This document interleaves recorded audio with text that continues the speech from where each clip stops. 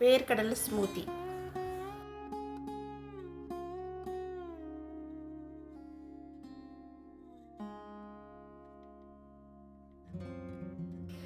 Over night ஊற வச்ச வேர்க்கடலைங்க, ஒரு கைப்பிடி அளவு.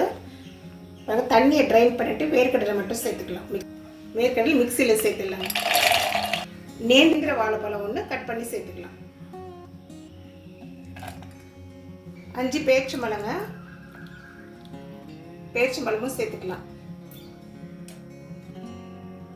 1 டேபிள் ஸ்பூன் தேன் சேர்த்துக்கலாங்க. உங்களுக்கு ஸ்வீட் அதிகமாக வேணுமுன்னா வெல்லமோ இல்லை சர்க்கரையோ கூட சேர்த்துக்கோங்க. தண்ணி சேர்த்துக்கலாங்க.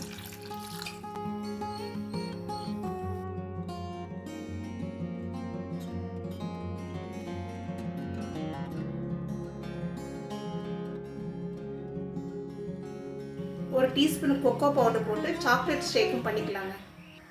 நாட்டு சக்கரை ஒரு டீஸ்பூனுங்க. உங்களுக்கு டேஸ்ட்டு தகுந்த மாதிரி சேர்த்துக்கோங்க, இல்லைன்னா ஸ்கிப் பண்ணிவிடுங்க.